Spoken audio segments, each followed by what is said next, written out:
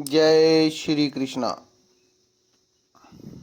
मोक्षोदा एकादशी व्रत कथा मार्गशीर्ष मास शुक्ल पक्ष की एकादशी का वर्णन। भगवान श्री कृष्ण से महाराज युधिष्ठिर बोले कि हे प्रभु, मुझे मार्गशीर्ष शुक्ल पक्ष की एकादशी के बारे में बताइए और उसका क्या नाम है,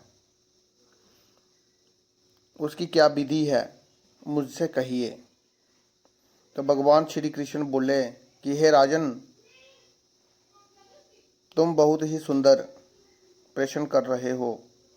मार्गशीर्ष कृष्ण पक्ष की जो उत्पन्ना नाम की एकादशी है, वह सुर दैत्य को मारने के लिए मेरे शरीर से उत्पन्न हुई है, इसलिए मुझको बहुत प्रिय है। हे राजन, मैं तुम्हारे सामने चर अचर तीनों लोकों के हितों के लिए उस एकादशी का वर्णन करूंगा। इसका नाम मोक्षाद है। यह सब पापों को हरने वाली है। इसमें दामोदर भगवान की अच्छी तरह पूजा की जाती है। तुलसी की मंजरी और धूप दीप से अच्छी तरह भगवान की आराधना करें। हे राजन, मैं पुराण की कथा कहता हूँ, उसको सुनो। जिसके माता पिता पुत्र अगोद गति में हो, अगोद गति मतलब कि नरक में हो, वह इस कथा के पुण्य के प्रभाव से निस्संदेह स्वर्ग को चले जाते हैं। हे राजन, वैष्णवों से सुशोभित चंपक नाम सुंदर नगर में प्रजा की पुत्र की तरह रक्षा करने वाला व्याखनास नामक राजा था। एक राजा था, उसका नाम था व्याखनास। एक दिन राजा ने स्वप्न में अगोद गति को प्राप्त हुए अपने पिता को देखा। उसने अपने पिता को सपने में देखा जो नरक में था। ये देखकर उसे बहुत ही आश्चर्य हुआ और दुख हुआ। उसने ब्राह्मण से स्वप्न का वर्णन किया और कहा कि हे ब्राह्मण, मैंने सपने में अपने पिता को नरक में पड़ा हुआ देखा है। पिता ने मुझसे कहा है कि हे पुत्र, मैं अगोद गति में हूँ, मेरा उद्धार करो।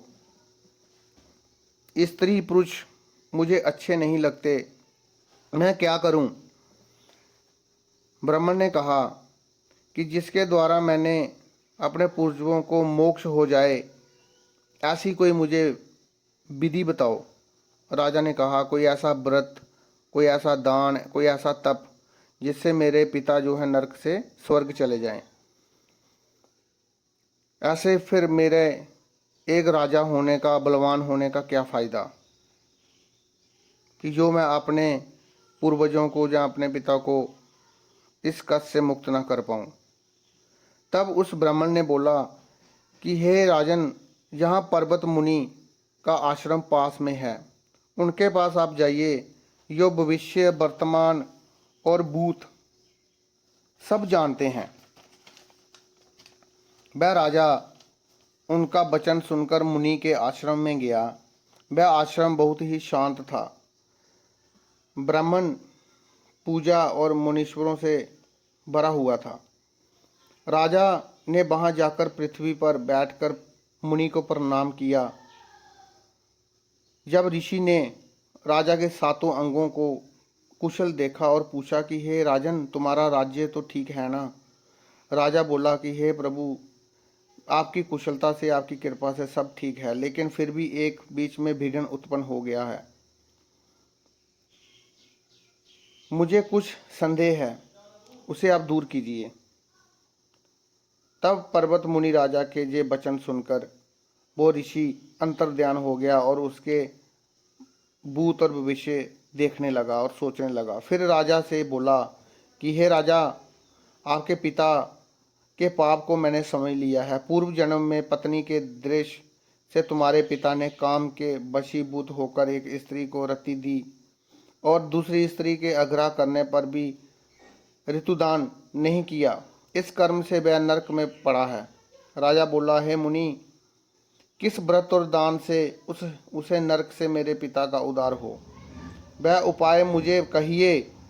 मुनि बोले, मार्गशीर्ष शुक्ल पक्ष में मोक्षदा नाम की एक एकादशी है। तुम सब लोग उसका व्रत करके उसका पुण्य पिता को दे दो। मुनि के इस वचन को सुनकर राजा अपने घर आ गया।